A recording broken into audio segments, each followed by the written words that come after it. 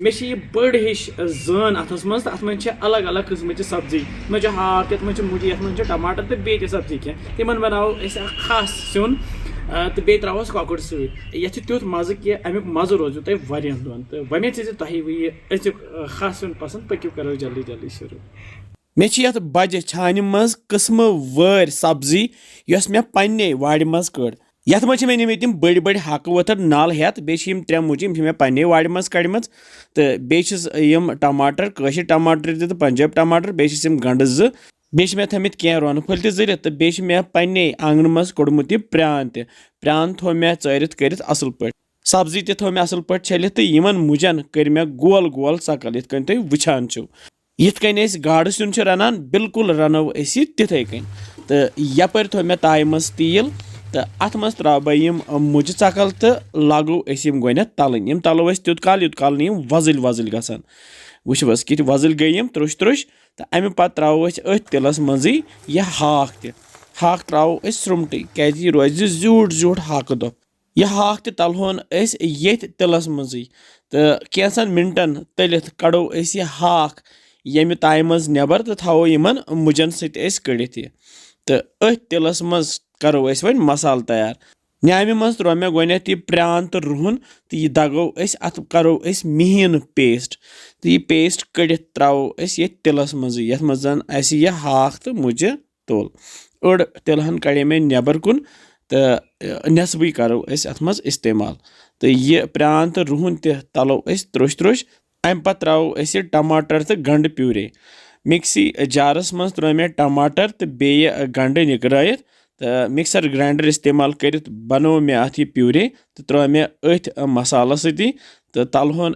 काल पूरा आब गस श्रपन तो यह करहोन त्रुश त्रुश अम पे त्रो मसाल बह त्रा पाउडर मसाल बह त्रा लेदर चमचह डोड़ बे त्रो बदान पाउडर 1-2 चमचह बे त्रो सब्ज आल 5-6 बड़ाल दालचीन पे बे त्रो गरम मसाल पाउडर 1 चमचह बे त्रो दानवल पाउडर 1 चमचह बे त्रो वजल मर्चवांगन पाउडर 2-3 चमचह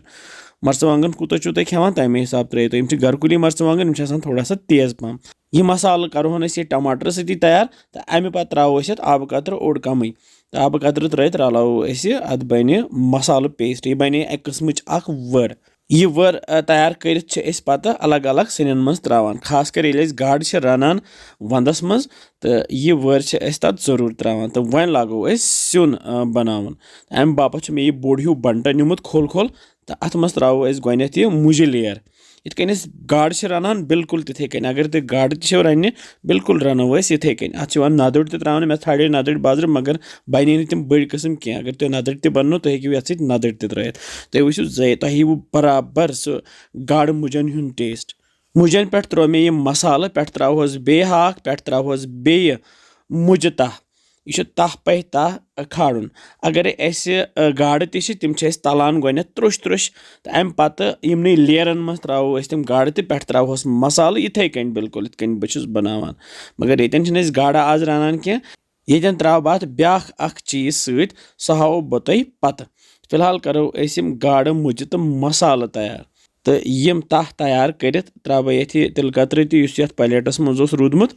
ये ताय मज वन मसाल पिन तो लड़ित अत मज त्रे मे नून चमचह 1-2 तो बे त्रोमस यह सॉकबोल आब कतर यह रलो मे असल पे तो त्रो पे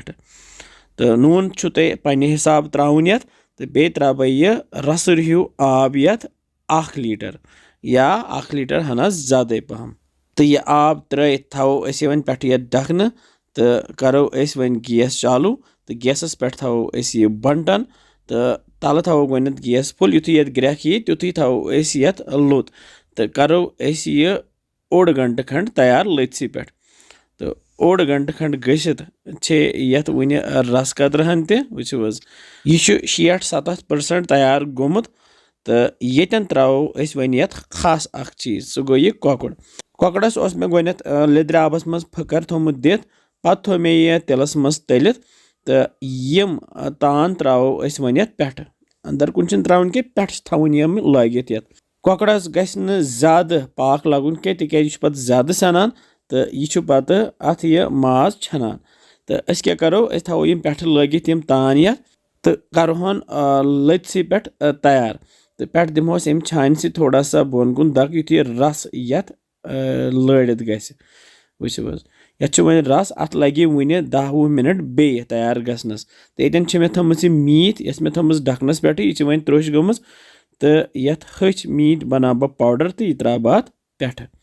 तो पे त्रोस अम सह टेस्ट लगान इत गाड़ रनान बिल्कुल रनोन तिथे कन पे थोस ढकन तो करोहन वन यह 10-15 मिनट बे तैयार लथसी पे 10-15 मिनट गसित वन यह मुझे तो हाक तो बे कोकुड़ सुन तैयार वोस कि वजल नार हिच गोमुत और मुश्किल अतफर वन बराबर गाड़ रन वमें तुह यी अजुक सुन पसंद कमेंट सेक्शनस मो लेखान कि तुम कत पे ताकि बह सोस तुह स्पेशल शुक्रिया तो यह अनु मे यह बान तो अथ मज फिरो वन त्रोस कोकड़ तान वोस वजल नार यम गमित पे त्रोस यह हाक दोप तो रुमटी हाक हाक सत मुझे त्रावान अलग टेस्ट तो बे अगर नदुर तह ज्यादा मज बनी न कह मगर नदड़ो रुस तो मज गसान तो खेमो यह गर्मा गर्म ततिस बतस सस क्युत शुबेदार सुन बनो